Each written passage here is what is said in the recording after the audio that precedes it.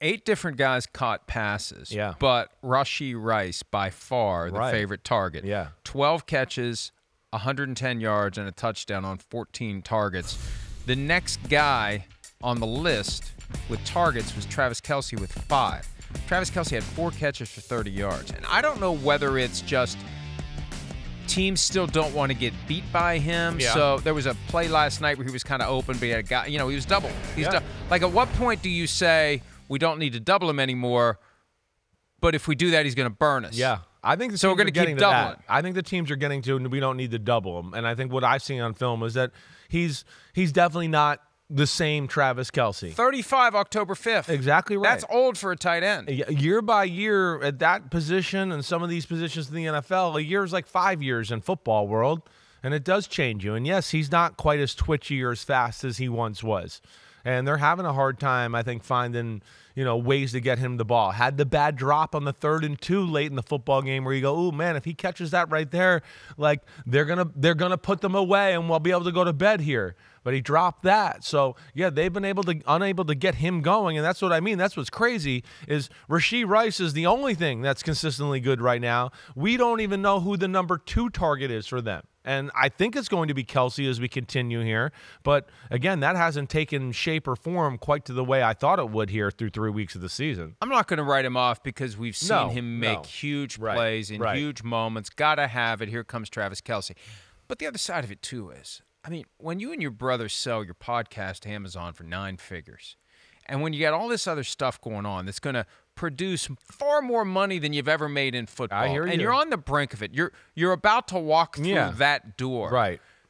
How does that not affect you I at hear some you. point? Yeah, you're not waking up in the morning going, man, I got to get better at my 40 and run my route running. I got to watch more film. Right. Your priorities have changed, and he's comfortable there, and he's a guy. And I'm not criticizing. I'm just saying not. He's a very rare player who's in that position to unlock this world far bigger than the one he's been in. And we're not. He's first ballot Hall of Famer. This is one of the greatest tight ends in football history. There's no doubt about that. But I do think we saw a little bit of a decline in some ability last year. I think we've seen another, tick down in ability now, and we'll see where it goes. I'm not giving up on him either. He's still got a tremendous feel.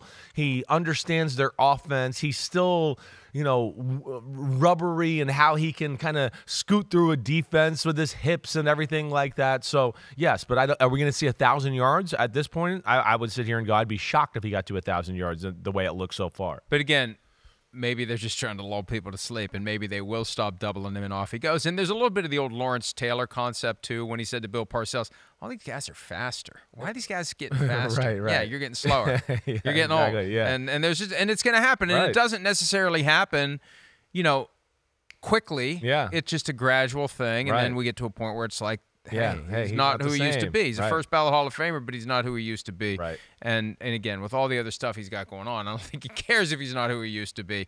And if he can ride it out to 3 straight Super Bowl wins and make a big play at the right time, it's still very early. I don't want to write him off. It's only 3 games. It's a small sample size.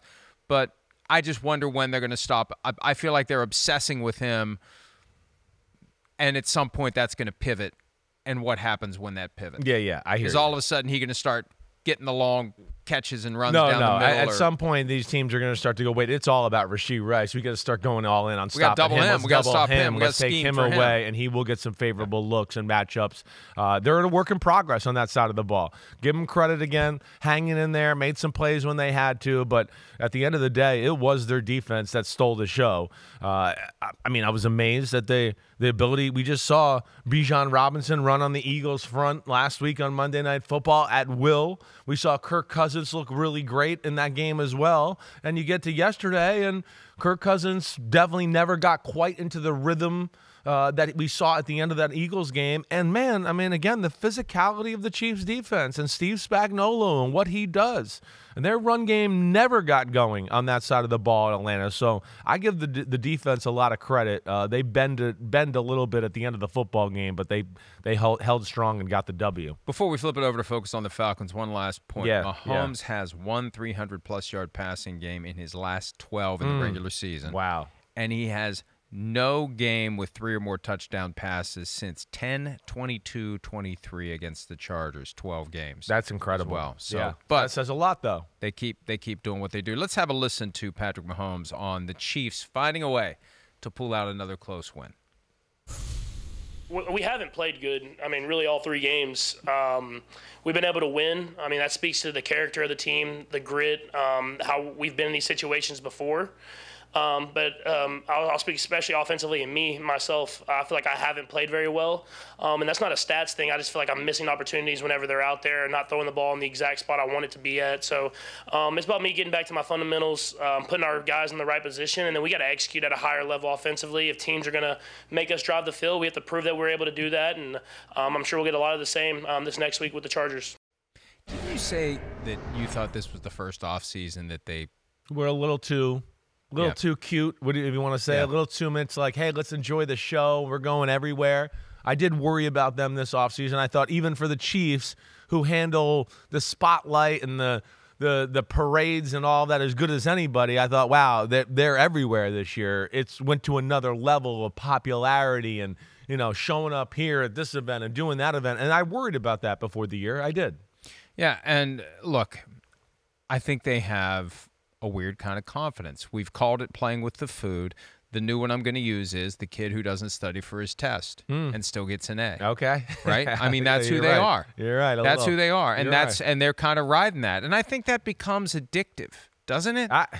If you keep doing it, you get your hand close to the fire and it doesn't get burned. You pull your hand out at the right moment. Listen, the rush of that, I get you. But, man, at some point, I just, one thing football has taught me is that'll come back to get you.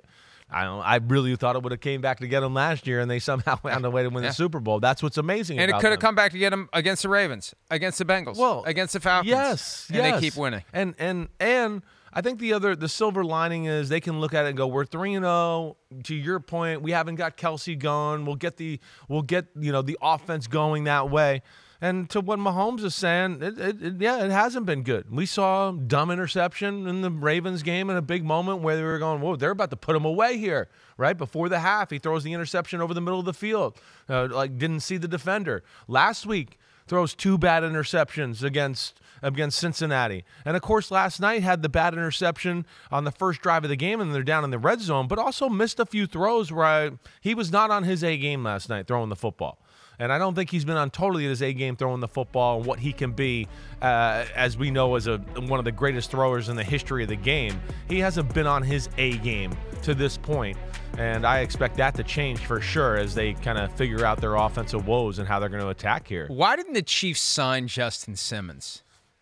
Why didn't they sign him? He gets another interception. Yeah, Mahomes. right. That's the only way to avoid Mahomes getting picked off by Justin Simmons. They got pretty good safeties, but why didn't an AFC team sign Justin Simmons? So one of the rivals. Yes. Yeah, I hear you. Seriously, it's one of those you can't figure it out. Why does one guy have a quarterback's number? Not that I was anything like a Mahomes or whatever, but when I played Atlanta. Okay, and they had D'Angelo Hall. Remember the great D'Angelo Hall? The ball was going to find his hands at some point in the game. I mean, whether it was my fault or not, it was unbelievable. Now, most of the times it was my fault, but I had a few where it was like I got hit as I was throwing, and I'm on the ground looking and going, oh, no, who's going to catch it? There's D'Angelo Hall, right? It just sometimes can be like that. It's one of those crazy things about football. Well, the guy that Mahomes has is Rashee Rice. We said he had 12 catches for 110 yards and a touchdown last night. I want to hear a little bit from Mahomes on Rice, because I want to say a little something on the back end about Rice, because there's 2 things that can be true about Rashee Rice. Have a listen. Right. I mean, I see it every day. I mean, he's pushing himself. There's always still little things that you want to continue to work on. But, I mean, he's a guy that's going to make plays happen, and he's done a great job of when they're putting all that attention on Travis, he's making stuff happen underneath. And, I'm sure defenses are going to start adjusting to try to put some more coverage towards him, and that's when Travis will make plays, and that's when Worthy will make plays, or Juju, or whoever that is. And so he's a legit number 1 receiver. I mean, you see that every single week. He's making more and more plays. I'm super proud of what he's done already, but I think he has another level he can even unlock. And that's great. As a player, it's awesome. They love what he did last year. Picked up the offense faster than Tyreek Hill. All signs are positive. Yeah. But it's like he's not facing 8 felony charges. Yeah, it's like not even discussed. I know. It doesn't even come up. I hear you. 8 felony charges, and we saw the video. Yeah. And again, I struggle with this idea that do you punish the behavior or do you punish the outcome? Yep. Because if you don't punish the behavior, you're rolling the dice that that behavior is going to manifest itself and there's going to be an outcome, and that's when you punish the behavior. Shereen Williams and I talked about that before the season started, and I did the report the night the season started.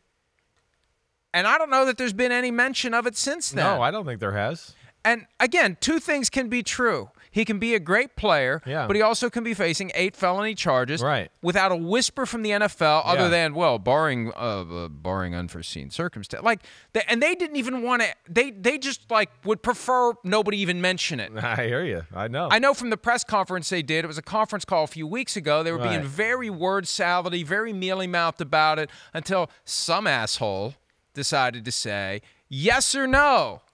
Do you need 2 guesses on who that person was? Of course not. Well, yes or no? Is he going to be put on the commissioner exempt list or not? I knew it was you. Yeah, thanks. I associate asshole with you. So thank you. A dictionary. There's a little picture there. But somebody's got to do it because we can't just like.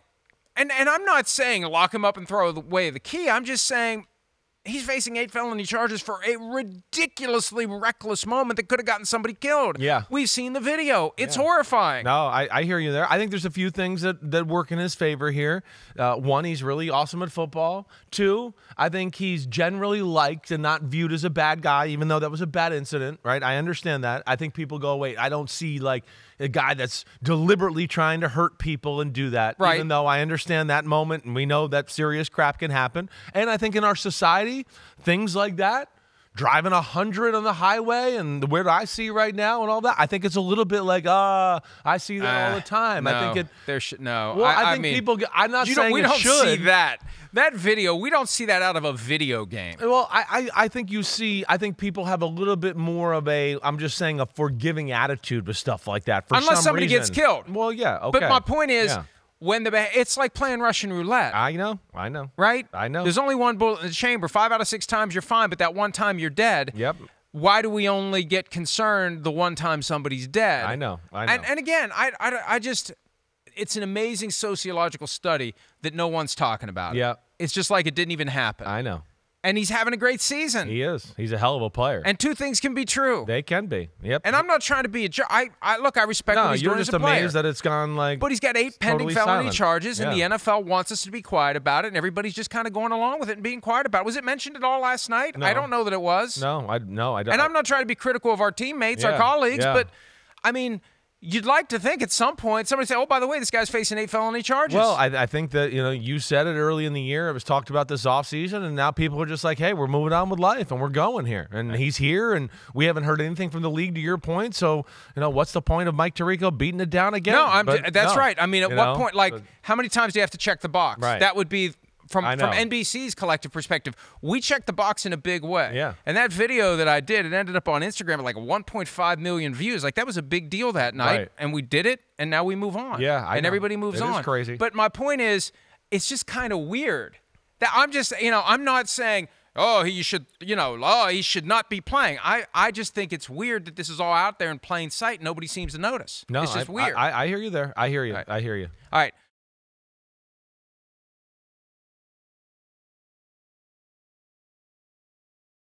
Hi, it's Mike Florio. Thanks for watching PFT on YouTube. Hit subscribe for the latest news and analysis from Pro Football Talk.